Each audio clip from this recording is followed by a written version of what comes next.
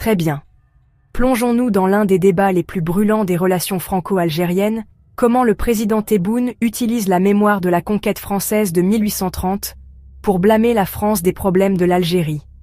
D'abord, un rapide retour en arrière. La France a envahi l'Algérie en 1830, déclenchant une colonisation brutale qui a duré plus d'un siècle. Pour l'Algérie, ce n'était pas seulement une domination étrangère, ce fut l'étincelle qui a conduit, bien plus tard, à la naissance d'une identité nationale et à la lutte pour l'indépendance. Maintenant, c'est là que ça devient intéressant. Beaucoup imaginent l'Algérie comme une nation unifiée avant l'arrivée des Français, mais des historiens comme Jean-Marc Albert affirment que ce n'est pas tout à fait vrai. Cette idée d'une Algérie unique et unie, elle a surtout été construite après coup, notamment par le FLN, le parti qui a mené la lutte pour l'indépendance. Avant 1830, l'Algérie était un patchwork de différentes communautés, sans un fort sentiment d'unité. Mais aujourd'hui, le gouvernement de Tebboune ne cesse de raviver les blessures de la colonisation, et pas seulement pour se souvenir de l'histoire. C'est un outil politique.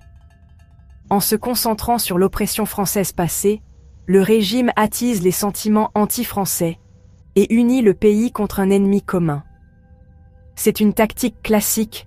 Quand les choses se compliquent à l'intérieur, on blâme quelqu'un d'autre pour distraire le public.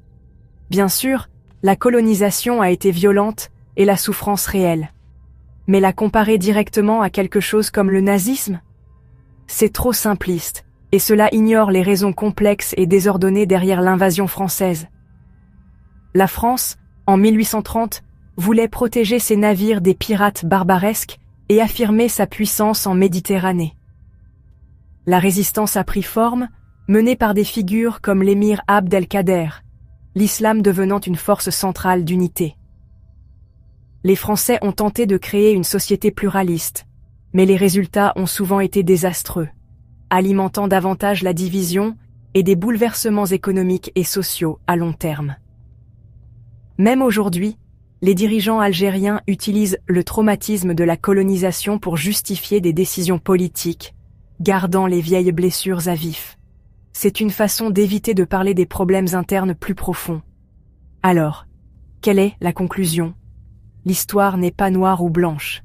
La relation entre la France et l'Algérie est complexe, douloureuse et profondément politique. Si nous voulons aller de l'avant, nous devons affronter le passé honnêtement, sans en faire une arme constante. Merci de votre écoute.